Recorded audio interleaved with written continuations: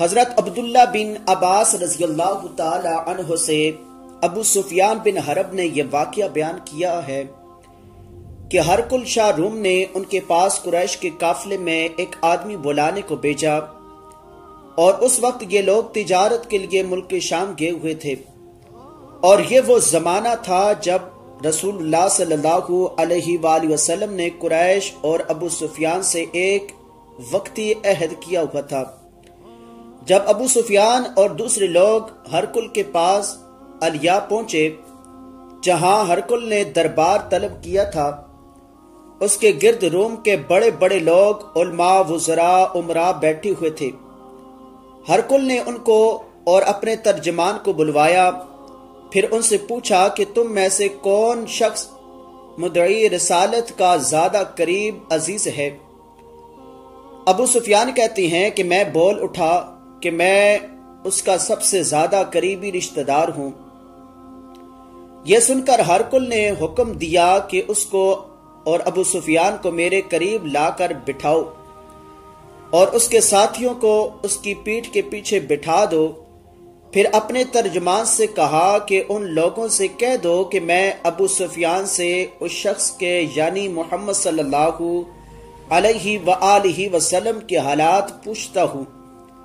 اگر یہ مجھ سے کسی بات میں جھوٹ بول دے تو تم اس کا جھوٹ ظاہر کر دینا۔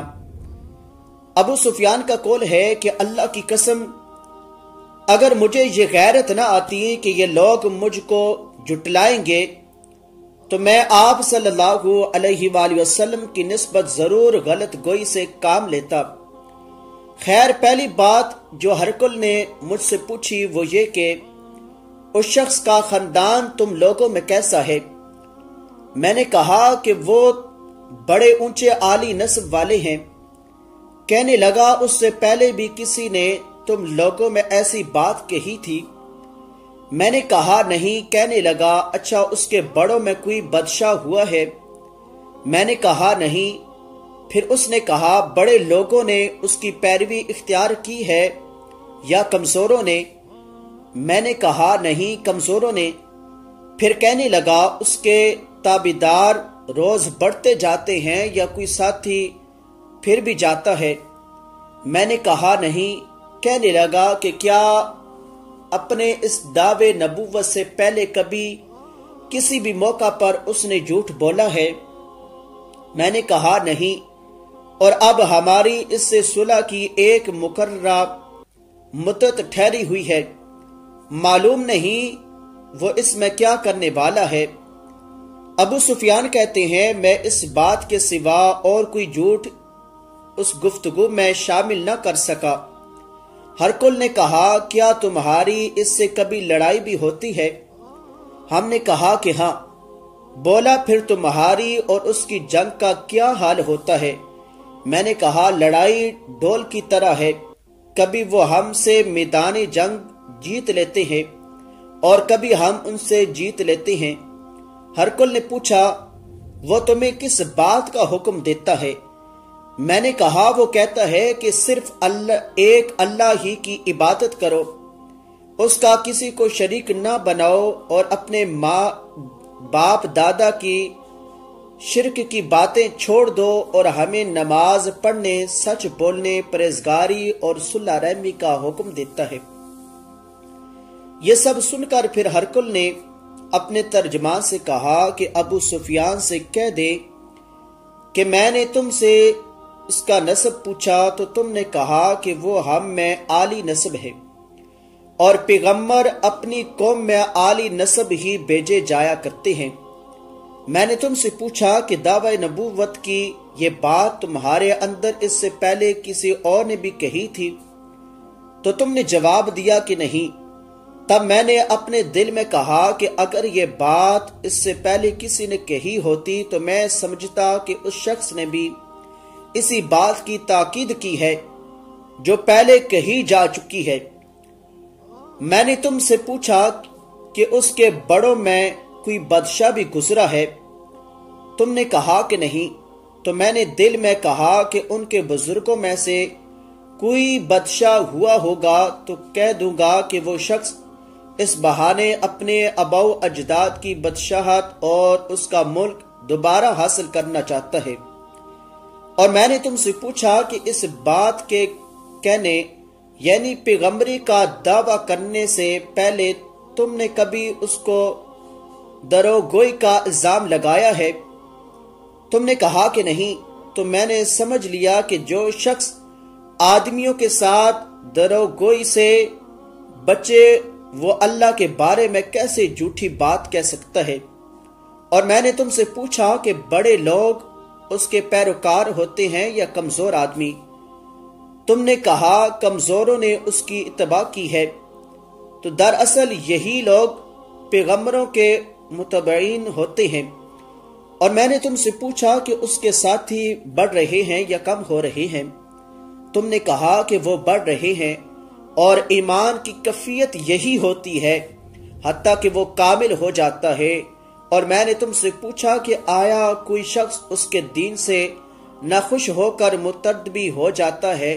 تم نے کہا نہیں۔ تو ایمان کی خاصیت بھی یہی ہے، جن کے دلوں میں اس کی مسرت رچ بس جائے وہ اس سے لوٹا نہیں کرتے۔ اور میں نے تم سے پوچھا کہ آیا وہ کبھی عہد شکنی کرتے ہیں؟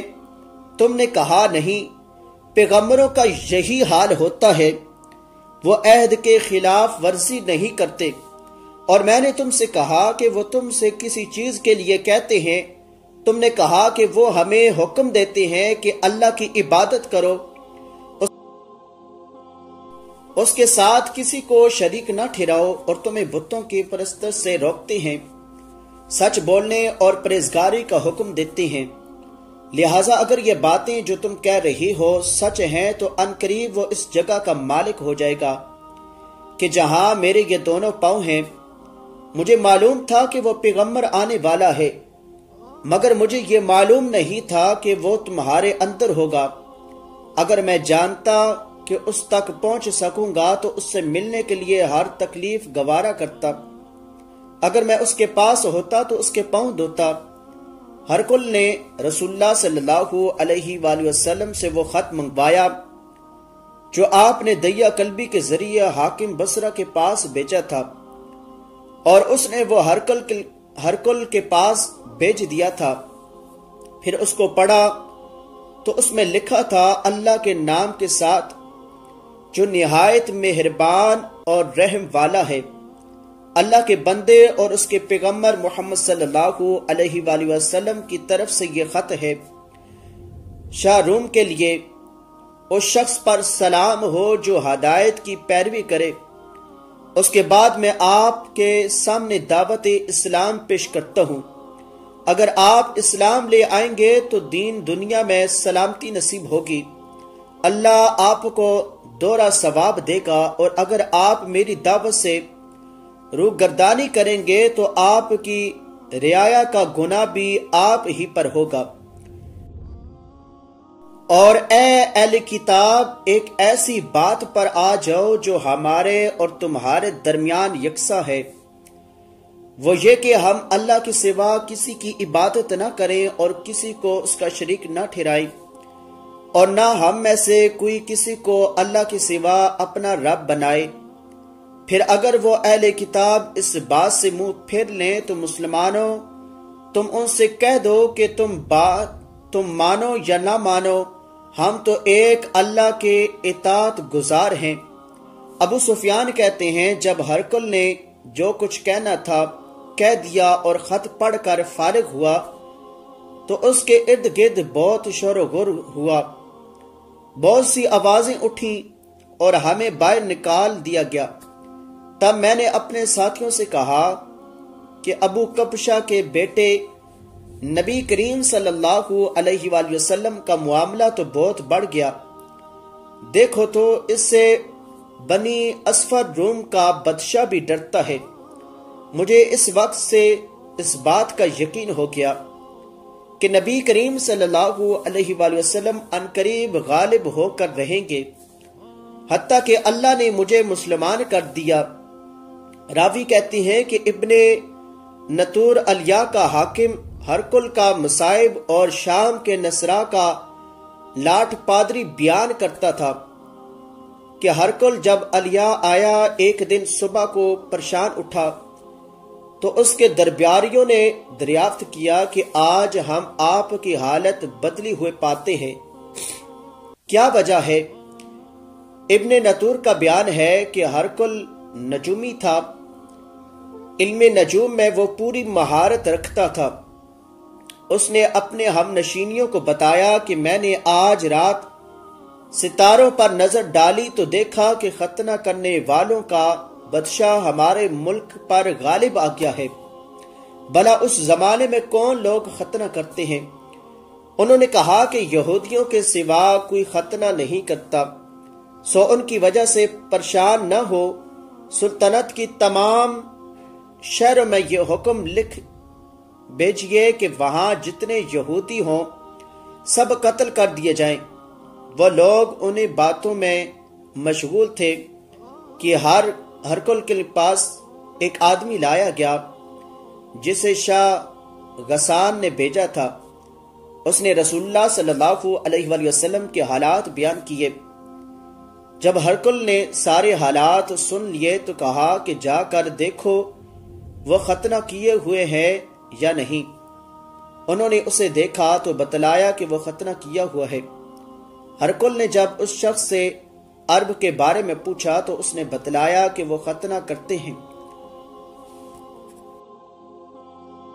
تب ہرکل نے کہا کہ یہی محمد صلی اللہ علیہ وآلہ وسلم اس امت کے بادشاہ ہے جو پیدا ہو چکے ہیں۔ پھر اس نے اپنے ایک دوست کو رومیہ خط لکھا اور وہ بھی علم نجوم میں ہرکل کی طرح ماہر تھا۔ پھر وہاں سے ہرکل حمص چلا گیا۔ ابھی حمص سے نکلا نہیں تھا کہ اس کے دوست کا خط اس کے جواب میں آ گیا۔ اس کی رائے بھی نبی کریم صلی اللہ علیہ وآلہ وسلم کے ظہور کے بارے میں ہرکل کے موافق تھی کہ محمد صلی اللہ علیہ وآلہ وسلم واقعی پیغمبر ہیں۔ اس کے بعد ہرکل نے روم کے بڑے آدمیوں کو اپنے حمص کے محل میں طلب کیا اور اس کے حکم سے محل کے دروازے بند کر لیے گئے۔ پھر وہ اپنے خاص محل سے باہر آیا اور کہا کہ اے روم والو، کیا ہدایت اور کامیابی میں کچھ حصہ تمہارے لیے بھی ہے؟ اگر تم اپنی سلطنت کی بقا چاہتے ہو تو پھر اس نبی کی بیعت کر لو اور مسلمان ہو جاؤ۔ یہ سننا تھا کہ پھر وہ لوگ وحشی گدھوں کی طرح دروازوں کی طرف دوڑے مگر انہیں بند پایا۔ آخر جب ہرکل نے اس بات سے ان کی یہ نفرت دیکھی تو ان کے ایمان لانے سے مایوس ہو گیا تو کہنے لگا کہ ان لوگوں کو میرے پاس لاؤ۔ جب وہ دوبارہ آئے تو اس نے کہا میں نے جو بات کہی تھی اس سے تمہاری دینی پختگی کی آزمائش مقصود تھی، سو وہ میں نے دیکھ لی۔ تب یہ بات سن کر وہ سب کے سب اس کے سامنے سجدے میں گر پڑے اور اس سے خوش ہو گئے۔ بلا آخر ہرکل کی آخری حالت یہی رہی۔